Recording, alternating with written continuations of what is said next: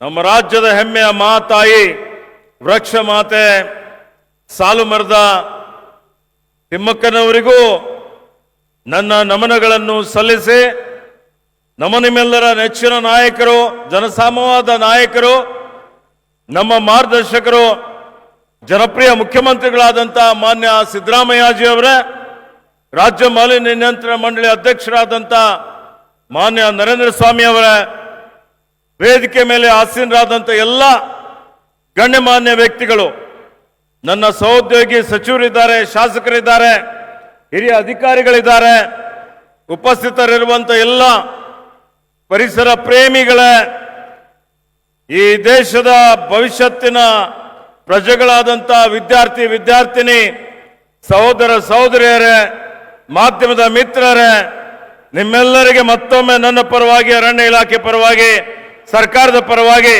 ಇವತ್ತಿನ ಈ ಒಂದು ಕಾರ್ಯಕ್ರಮಕ್ಕೆ ಹಾರ್ದಿಕ ಸ್ವಾಗತವನ್ನು ಬಯಸ್ತಾ ಇದ್ದೇನೆ. ಬಂಧುಗಳೇ, ತಮಗೆಲ್ಲ ಗೊತ್ತಿದೆ ಈ ಕಾರ್ಯಕ್ರಮದ ಉದ್ದೇಶ ಕರ್ನಾಟಕ ರಾಜ್ಯ ಮಾಲಿನ್ಯ ನಿಯಂತ್ರಣ ಮಂಡಳಿಯ ಸುವರ್ಣ ಮಹೋತ್ಸವ 50 ವರ್ಷ ಮುಗಿದಿದೆ, 51 ವರ್ಷ.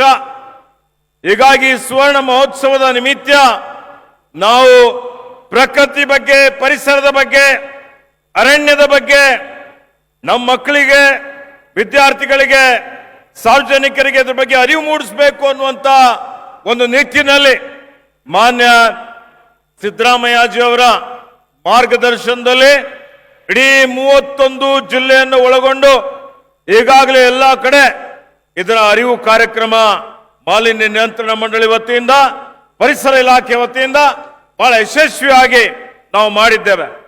ಇವತ್ತು ಸಮಾರೋಪ ಸಮಾರಂಭ. ನಮ್ಗೆಲ್ಲ ಗೊತ್ತಿದೆ, ನಮ್ಮೆಲ್ಲರ ನಾಯಕಿಯಾದಂಥ, ಉಕ್ಕಿನ ಮಹಿಳೆ ಆದಂಥ ಶ್ರೀಮತಿ ಇಂದಿರಾ ಗಾಂಧಿಯವರು ಅವರೊಬ್ಬ ದೂರದರ್ಶಿತ್ವದ ನಾಯಕರಾಗಿದ್ರು.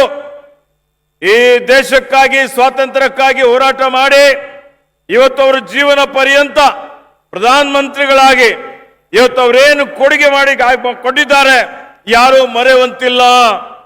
ಇವತ್ತು ಗರೀಬಿ ಹಠಾವ್ ಹಿಡ್ಕೊಂಡು 20 ವರ್ಷಗಳ ಕಾರ್ಯಕ್ರಮ, ಇವತ್ತೇನು ಬ್ಯಾಂಕ್ ರಾಷ್ಟ್ರೀಕರಣ ಮಾಡಿ, ಹಸಿರು ಕ್ರಾಂತಿ ಮಾಡಿ, ಇವತ್ತೇನು ನಮ್ಮ ಶತ್ರು ರಾಷ್ಟ್ರ ಅದಕ್ಕೆ ಸದೆ ಬೆಳೆದು 96,000 ಸೈನಿಕರನ್ನು ಶರಣಾಗತಿ ಮಾಡಿಸಿ ಇವತ್ತು ಬಾಂಗ್ಲಾದೇಶ ನಿರ್ಮಾಣ ಮಾಡಿದಂತ ಖ್ಯಾತಿ ಶ್ರೀಮತಿ ಇಂದಿರಾ ಗಾಂಧಿ ಅವರಿಗೆ ಸಲ್ತದೆ. ಅವರ 108ನೇ ಜಯಂತ್ಯೋತ್ಸವ ಜನ್ಮ ದಿನ. ಅವರಿಗೆ ಪ್ರಕೃತಿ ಬಗ್ಗೆ, ಪರಿಸರ ಬಗ್ಗೆ ಅತೀವ ಕಳಕಳಿ ಇತ್ತು, ಅತೀವ ಕಾಳಜಿ ಇತ್ತು. ಅವರ ಕಾರ್ಯಕಾಲದಲ್ಲಿನೇ ಅವರು ವನ್ಯಜೀವಿಗಳ ಸಂರಕ್ಷಣೆ ಕಾಯ್ದೆ ತರ್ತಾರೆ. ಅದಾದ್ಮೇಲೆ ಜಲ ಮಾಲಿನ್ಯ ನಿಯಂತ್ರಣ ಕಾಯ್ದೆ ತರ್ತಾರೆ. ಅದಾದ ಮೇಲೆ ಅರಣ್ಯ ಸಂರಕ್ಷಣೆ ಕಾಯ್ದೆ ತರ್ತಾರೆ. ಅದಾದ ಮೇಲೆ ವಾಯು ಮಾಲಿನ್ಯ ನಿಯಂತ್ರಣ ಕಾಯ್ದೆ ತರ್ತಾರೆ. ಇವತ್ತು ದೇಶದಲ್ಲಿ ಏನಾದ್ರೂ ಅರಣ್ಯ ಉಳಿದಿದೆ, ಪ್ರಕೃತಿ ಪರಿಸರ ಉಳಿದಿದೆ, ನಾವೆಲ್ಲರೂ ಇವತ್ತು ಈ ಮಾಲಿನ್ಯದಿಂದ ನಾವೆಲ್ಲ ಬಚಾವಾಗಿದ್ದೇವೆ, ನೆಮ್ಮದಿಯ ಜೀವನ ಬದುಕ್ತಾ ಇದ್ದೀವಿ ಅಂತ ಹೇಳಿದ್ರೆ ಅದಕ್ಕೆಲ್ಲ ಶ್ರೀಮತಿ ಇಂದಿರಾ ಗಾಂಧಿ ಅವರ ಕೊಟ್ಟಂತ ಕಾಯ್ದೆ, ಕಾನೂನುಗಳು, ಕೊಡುಗೆಗಳು ಅಂತ ಹೇಳಿ ನಾವು ಅವ್ರಿಗೆ ಸ್ಮರಿಸಬೇಕಾಗ್ತದೆ. ಅದಕ್ಕೆ ಆತ್ಮೀಯ ಬಂಧುಗಳೇ, ಇವತ್ತು ನೋಡಿ 21ನೇ ಶತಮಾನದಲ್ಲಿದ್ದೇವೆ. ಇವತ್ತು ಇಡೀ ಜಗತ್ತಿನ ಎದುರುಗಡೆ, ಇಡೀ ಮನುಕುಲದ ಎದುರುಗಡೆ ಏನಾದ್ರೂ ಒಂದು ದೊಡ್ಡ ಸವಾಲಿದ್ರೆ ಏನ್ ಸವಾಲಿದೆ? ಅದು ಹವಾಮಾನ ಬದಲಾವಣೆ, ಕ್ಲೈಮೇಟ್ ಚೇಂಜ್ ಅಂತ ಹೇಳ್ತೇವೆ. ಈ ಹವಾಮಾನ ಬದಲಾವಣೆಯಿಂದ ಏನೇನು ಅವಘಡಗಳಾಗ್ತಾ ಇದೆ, ಈ ಪ್ರಕೃತಿ ವಿಕೋಪ ನೀವು ನೋಡಿದ್ದೀರಿ. ಇವತ್ತು ಗುಡ್ಡ ಕುಸಿತ ಆಗ್ತದೆ, ಒಂದು ಕಡೆ ಪ್ರವಾಹ ಬರ್ತದೆ, ಬರ ಬರ್ತದೆ, ಫ್ಲಾಶ್ ಫ್ಲಡ್ಸ್ ಬರ್ತದೆ, ಮೆಗಾ ಸ್ಫೋಟ ಆಗ್ತದೆ, ಇವತ್ತೇನು ಸುನಾಮಿ ಆಗ್ತದೆ, ಭೂಕಂಪ ಆಗ್ತದೆ. ಇವತ್ತು ಯಾವ ರೀತಿಯಲ್ಲಿ ನಾವು ನೋಡ್ತಾ ಇದ್ದೇವೆ. ನಮ್ಮ ಕರ್ನಾಟಕ ರಾಜ್ಯದಲ್ಲಿನೇ ಈ ವರ್ಷನೂ ಅಧಿಕ ಮಳೆ ಆಗಿ 15 ಲಕ್ಷ ಹೆಕ್ಟೇರ್ ಭೂಮಿಯಲ್ಲಿ ಬೆಳೆದಂತ ಬೆಳೆ ನಷ್ಟ ಆಗಿದೆ. ನಾನು ಮಾನ್ಯ ಮುಖ್ಯಮಂತ್ರಿಗಳಿಗೆ ನಮ್ಮ ಭಾಗ ಕಲ್ಯಾಣ ಕರ್ನಾಟಕ, ಆ ಭಾಗದಲ್ಲಿ ವೈಮಾನಿಕ ಸಮೀಕ್ಷೆ ಮಾಡಲಿಕ್ಕೆ ಕರ್ಕೊಂಡು ಹೋಗಿದೆ.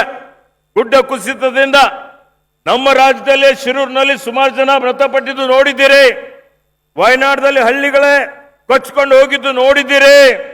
ಹೀಗಾಗಿ ಇವತ್ತು ನಾವೆಲ್ಲ ಪ್ರಕೃತಿ ಪರಿಸರ ಇದರ ಸಂರಕ್ಷಣೆಗೆ ಕಟಿಬದ್ಧರಾಗಿರ್ಬೇಕಾಗ್ತದೆ. ಇವತ್ತು ಹವಾಮಾನ ಬದಲಾವಣೆಯಿಂದ ಏನು ಜಾಗತಿಕ ತಾಪಮಾನ ಹೆಚ್ಚಿಗೆ ಆಗ್ತಾ ಇದೆ, ನೀವು ನೋಡಿದಿರಿ. ಸುಮಾರು 1.5 ವರ್ಷ ಕೆಳಗಡೆ ಯಾವ ರೀತಿಯಲ್ಲಿ ತಾಪಮಾನ ಜಾಸ್ತಿ ಆಗಿ 50 ಡಿಗ್ರಿ ಸೆಂಟಿಗ್ರೇಡ್ ದಾಟಿ ಈ ರಸ್ತೆ ಮೇಲೆ ಹೋಗುವಂತ ನಿರ್ಗತಿಕರು ಸಾವಿರಾರು ಜನ ಮರಣ ಹೊಂದಿದ್ದು ಇವತ್ತು ನಾವು ಕಣ್ಣಿಂದ ನೋಡ್ತಾ ಇದ್ದೇವೆ. ಹೀಗಾಗಿ ನಮ್ಮೆಲ್ಲರ ಕರ್ತವ್ಯ ಇದೆ. ಈ ಜಗತ್ತಿನಲ್ಲಿರುವಂಥದ್ದು ಒಂದೇ ಭೂಮಿ. ಈ ಭೂಮಿ ಮುಂದಿನ ಪೀಳಿಗೆಗೆ ಉತ್ತಮವಾಗಿರುವಂಥದ್ದು, ಆರೋಗ್ಯಕರವಾದಂತಹ ಭೂಮಿ ಹಸ್ತಾಂತರ ಮಾಡುವಂತಹ ಜವಾಬ್ದಾರಿ ನಮ್ಮೆಲ್ಲರ ಮೇಲಿದೆ. ಹೀಗಾಗಿ ಆತ್ಮೀಯ ಬಂಧುಗಳೇ, ನೀವು ಆಲೋಚನೆ ಮಾಡಿ, ಇದು ಉಳಿಸ್ಬೇಕು ಅಂದ್ರೆ ಏನ್ ಮಾಡ್ಬೇಕು? ನಾವೆಲ್ಲ ಹೇಳ್ತೀವಿ ಧರ್ಮೋ ರಕ್ಷಿತೇ ರಕ್ಷಿತ ಅಂತ ಹೇಳಿ, ಆದರೆ ಇವತ್ತು ವೃಕ್ಷೋ ರಕ್ಷಿತೇ ರಕ್ಷಿತ ಅಂತ ಹೇಳ್ಬೇಕಾಗ್ತದೆ. ಯಾರು ಮರಗಳನ್ನು ರಕ್ಷಣೆ ಮಾಡ್ತಾರೆ ಅವ್ರಿಗೆ ಮರ ರಕ್ಷಣೆ ಮಾಡ್ತದೆ. ಪ್ರಕೃತಿ ರಕ್ಷಿತೇ ರಕ್ಷಿತ.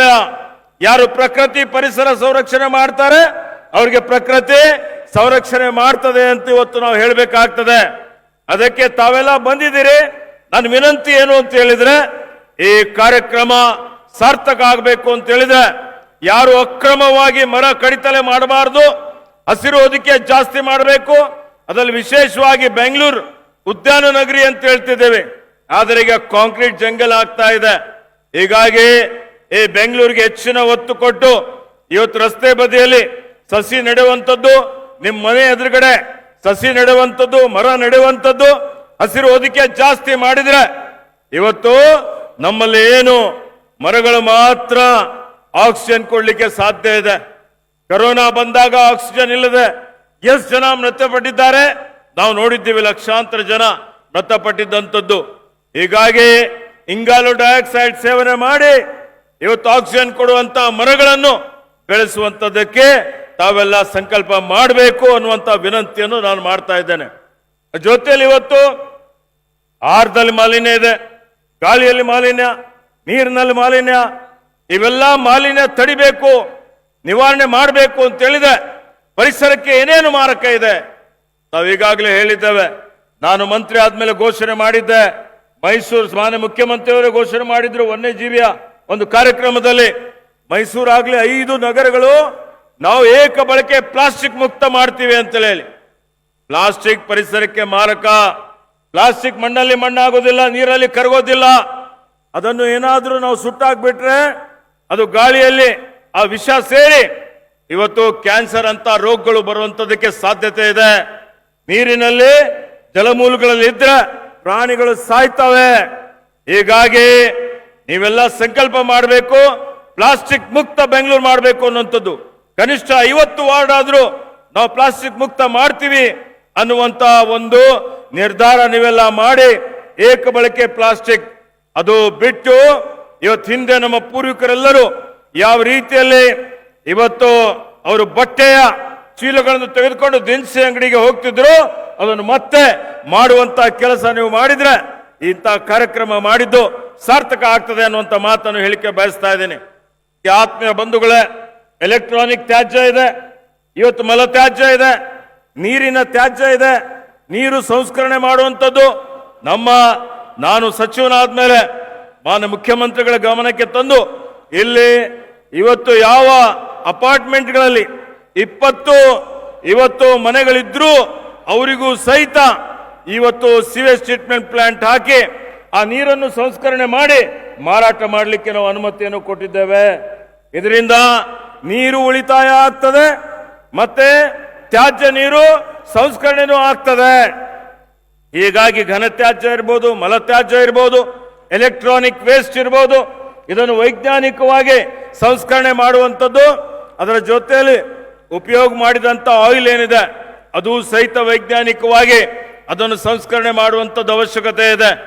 ಹಾಗೆ ಮೆಡಿಕಲ್ ವೇಸ್ಟ್ ಅಂತೇಳಿ, ಇದು ನಾವು ಆ ಮೆಡಿಕಲ್ ವೇಸ್ಟ್ ಸಹಿತ ತ್ಯಾಜ್ಯ ಏನಿದೆ ಅದನ್ನು ಉತ್ತಮ ರೀತಿಯಲ್ಲಿ ಸಂಸ್ಕರಣೆ ಮಾಡುವಂಥದ್ದು ಬಹಳ ನಾವೆಲ್ಲ ಅದ್ರ ಬಗ್ಗೆ ಜಾಗೃತಿ ಮೂಡಿಸುವಂಥದ್ದು ಅವಶ್ಯಕತೆ ಇದೆ.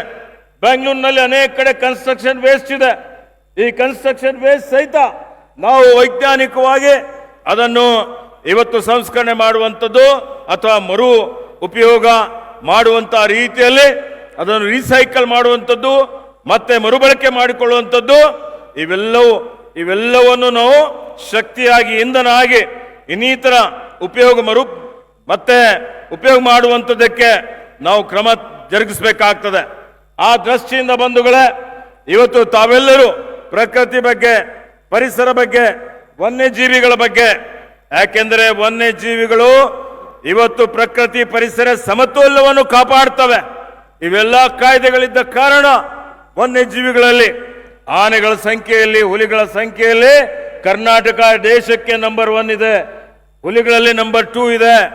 ಹೀಗಾಗಿ ನಮ್ಮಲ್ಲಿರುವಂತಹ ಏನು ಅರಣ್ಯ ಸಂಪತ್ತು ಇದೆ, ಪಶ್ಚಿಮ ಘಟ್ಟ ಇದೆ, ಶೋಲಾ ಫಾರೆಸ್ಟ್ ಇದೆ, ವಿವಿಧ ಪ್ರಭೇದದ ಈ ಭೂಮಿಯಲ್ಲಿ ಹುಟ್ಟಿದಂತ ಎಲ್ಲಾ ಜೀವಿಗಳು, ಅದು ಕೀಟ ಜೀವಿಗಳಿರ್ಬೋದು, ಸಸ್ಯ ಸಂಕುಲ ಇರ್ಬೋದು, ಪ್ರಾಣಿ ಸಂಕುಲ ಇರ್ಬೋದು, ಇವೆಲ್ಲ ಪಕ್ಷಿ ಸಂಕುಲ ಇರ್ಬೋದು, ಇವೆಲ್ಲದಕ್ಕೆ ಜಗತ್ತಿನಲ್ಲಿ ಬದುಕಲಿಕ್ಕೆ, ನಮಗೆ ಹೆಂಗ್ ಬದುಕಲಿಕ್ಕೆ ಇವತ್ತು ಹಕ್ಕಿದೆ, ಅವುಗಳಿಗೂ ಬದುಕಲಿಕ್ಕೆ ಹಕ್ಕಿದೆ.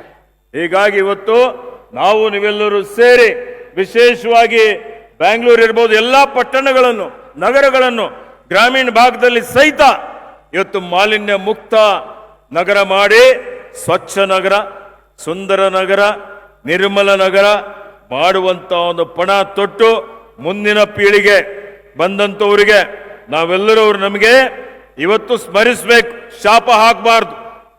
ಆ ರೀತಿಯಲ್ಲಿ ಮಾಡುವಂತ ಕೆಲಸ ಮಾಡೋಣ ಅನ್ನುವಂತ ಒಂದು ಮಾತನ್ನು ಇಲ್ಲಿ ಹೇಳುತ್ತಾ, ಕರ್ನಾಟಕ ರಾಜ್ಯ ಮಾಲಿನ್ಯ ನಿಯಂತ್ರಣ ಮಂಡಳಿ ಮಾನ್ಯ ನರೇಂದ್ರ ಸ್ವಾಮಿ ಅವರು ಉತ್ತಮ ರೀತಿಯಲ್ಲಿ ಸೇವೆ ಮಾಡ್ತಾ ಇದ್ದಾರೆ. ಇನ್ನೂ ಹೆಚ್ಚಿನ ರೀತಿಯಲ್ಲಿ ಪಾರದರ್ಶಕವಾಗಿ ಇಲ್ಲಿರುವಂತ ಏನೇ ಕಾಯ್ದೆಗಳಿದೆ, ಕಾನೂನಿದೆ, ನಿಯಮಗಳಿದಾವೆ, ಇವೆಲ್ಲ ನಿಯಮಗಳನ್ನು ಕಟ್ಟುನಿಟ್ಟಾಗಿ ಪಾಲನೆ ಮಾಡಿ ನಮ್ಮ ಅಧಿಕಾರಿಗಳು ಸಹಿತ ಯಾವುದೇ ಒತ್ತಡಕ್ಕೆ ಬರದೆ ಜನರಲ್ಲಿ ಜಾಗೃತಿ ಮೂಡಿಸಿ ಇವತ್ತಿಡೀ ದೇಶದಲ್ಲಿಯೇ ರಾಜ್ಯ ಮಾಲಿನ್ಯ ನಿಯಂತ್ರಣ ಮಂಡಳಿ ಇದು ನಂಬರ್ 1 ಮಾಲಿನ್ಯ ನಿಯಂತ್ರಣ ಮಂಡಳಿ ಆಗಬೇಕು, ಉತ್ತಮ ಮಾಲಿನ್ಯ ನಿಯಂತ್ರಣ ಮಂಡಳಿ ಆಗಬೇಕು, ಬೇರೆಯವರಿಗೂ ಇವತ್ತು ಆದರ್ಶ ಆಗಬೇಕು ಅನ್ನುವಂತ ಒಂದು ಮಾತನ್ನು ವೇದಿಕೆ ಮುಖಾಂತರ ಹೇಳುತ್ತಾ, ಪರಿಸರ ಸಚಿವನಾಗಿ, ಅರಣ್ಯ ಸಚಿವನಾಗಿ ಮಾನ್ಯ ಮುಖ್ಯಮಂತ್ರಿಗಳ ಒಂದು ನಾಯಕತ್ವದಲ್ಲಿ ಇವತ್ತು ನಾವೆಲ್ಲರೂ ಉತ್ತಮ ರೀತಿಯಲ್ಲಿ ಆಡಳಿತವನ್ನು ಕೊಡ್ತಾ ಇದ್ದೇವೆ.